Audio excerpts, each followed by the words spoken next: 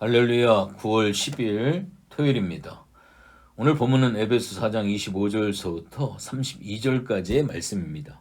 그런즉 거짓을 버리고 각각 그 이웃과 더불어 참된 것을 말하라. 이는 우리가 서로 지체가 됨이라.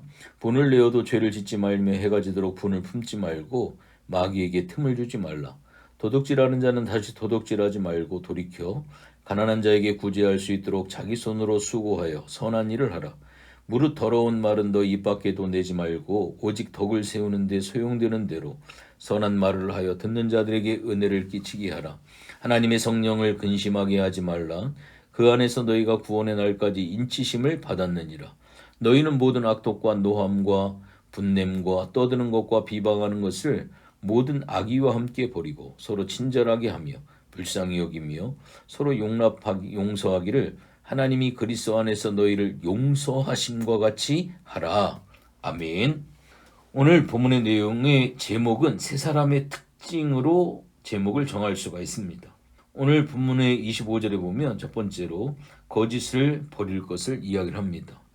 거짓말을 하지 말고 참말을 하라라고 이야기를 합니다. 건강한 몸의 질서를 잘 세워가라고 이야기를 합니다. 몸의 질서는 소통이죠. 거짓은 서로의 마음을 상하게 해서 교통을 막아버립니다.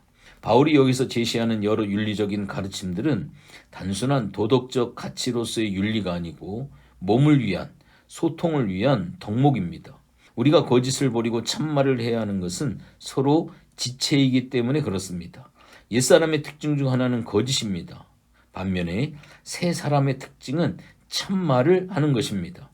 진실을 통한 사후 간의 신뢰감 대신에 거짓으로 인해 생겨난 불신은 유기체를 분열시키고 파기하게 되어져 있습니다. 이어서 세 사람의 실천 법칙으로 하나님의 성령을 근심하게 하는 이러한 죄들을 멀리해야 될 것을 이야기를 하면서 우리 자신에 대해서 어떠한 덕목을 가져야 되느냐? 오늘 특별히 25절과 29절의 말씀 보면 언어 생활에서 거짓말을 하지 말 것을 이야기를 하고 있습니다. 더러운 말은 입 밖에도 내지 말아라. 덕을 세우는 데 유익한 말만을 하라. 선한 말을 하여 듣는 자들에게 은혜를 끼쳐라. 추하고 더러운 말은 썩어 냄새나는 고기와 같이 독이 있고 다른 사람까지 오염을 시킨다고 하는 겁니다. 더러운 말은 더러운 마음에서 나오고 그 말을 듣는 다른 사람의 마음과 태도에도 악한 영향을 주기 때문에 그러한 언어는 삼가해야 됨을 이야기를 합니다. 모든 사람들이 다른 사람의 격정과 욕망을 자극하기 위하여 더러운 말을 하는 것이 일반적이지만 더러운 대화를 버릴 뿐만 아니라 덕을 세우는데 소용이 되는 선한 말을 선택해야 된다고 하는 겁니다. 대화가 지닌 가장 유용한 점은 그것으로 우리가 상대방을 교활시킬 수 있다는 점입니다. 그리스도인들이 마땅히 유익한 대화를 함으로 듣는 자에게 은혜를 끼치게 해야 합니다.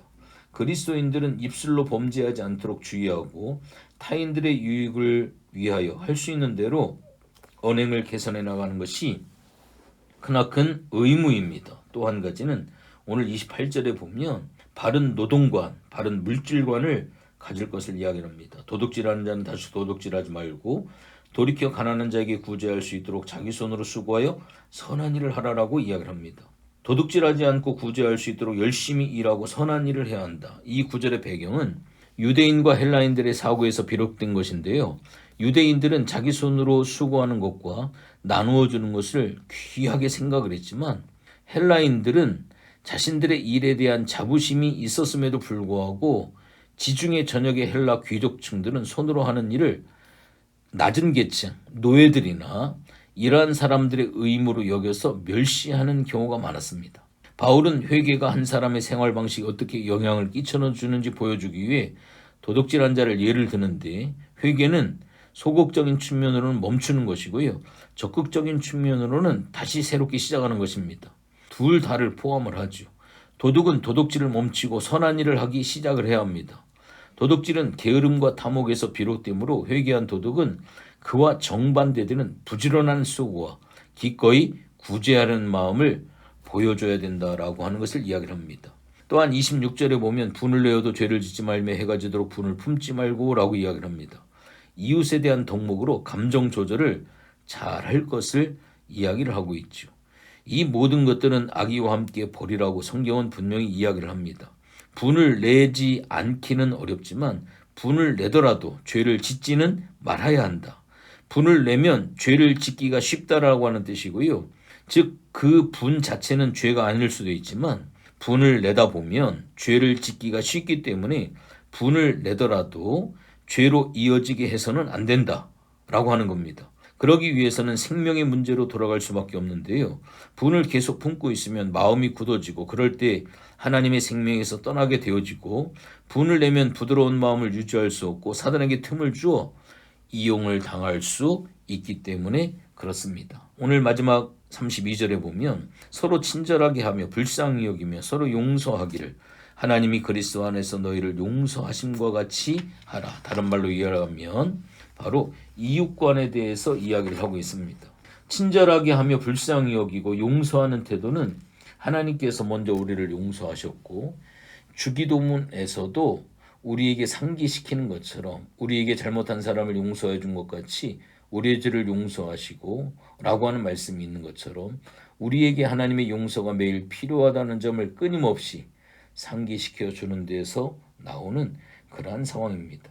그러면서 오늘 특별히 세 사람의 실천 법칙으로 영적인 전쟁에 임하는 자의 마음의 자세를 이야기를 하고 있는데요.